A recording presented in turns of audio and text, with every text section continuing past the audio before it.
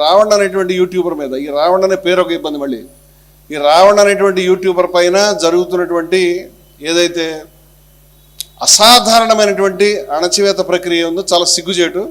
మేము జయవార సంస్థ ఖండించాము. నేను ఇంకో 2-3 మాటలు యాడ్ చేద్దామని అనుకుంటున్నాను. ఎందుకంటే ఆయన పైన ఒక కేసు పెడితే ఏది పెట్టారు లేదు, కోపం వస్తుంది, ఆయన బెయిల్ తెచ్చుకుంటాడు, వచ్చేస్తాడు అన్నట్టుగా ఉన్నాను నేను. ఎందుకంటే అటువంటి కేసులు నేను జీవితంలో చాలా చూసి ఉన్నాను కాబట్టి. 2వ కేసు, 3వ కేసు, 4వ కేసు, 5వ కేసు, ఏంటిది, వాట్ ఇస్ దిస్? ఇప్పుడు ఊపా చట్టాన్ని కూడా దీనికి వాడుతున్నారు. అంటే పిచ్చివారు పట్టిందేమో నాకు అర్థం కాలేదు. ఇప్పుడు నాకు సమాచారం సమగ్రంగా లేదు, నేను కూడా చూడలేదు, నాకు స్పేస్ టైం లేక.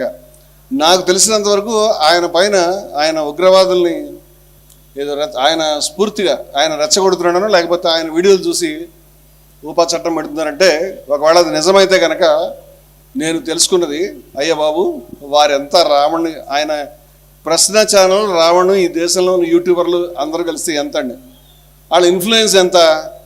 మీరు సినిమాల్లో పవన్ కళ్యాణ్ గారు అన్అపాలజెటిక్ సనాతని, మీరు సినిమాల్లో నక్సలైట్లు వేషం వేసినప్పుడు ఎంతమంది ఇన్స్పైర్ అయ్యారో? 70 కేసులు పెడితే బాగుంటుంది కదా మీ మీద. మీరు జల్సా సినిమాలో నక్సలైట్ వేషం వేసుకుని డైలాగులు చెప్పలేదా? దాన్ని చూసి ఎవడో ఇన్స్పైర్ అయ్యి నక్సలైట్లో జాయిన్ అవ్వలేదా? మీకు వర్తించదా? మీ అన్నయ్య గారును మీ అన్నయ్య గారి కొడుకు మొన్న ఆ సినిమా ఏంటది ఆచార్య, ఆ సినిమా వచ్చి అలా వెళ్ళిపోయింది.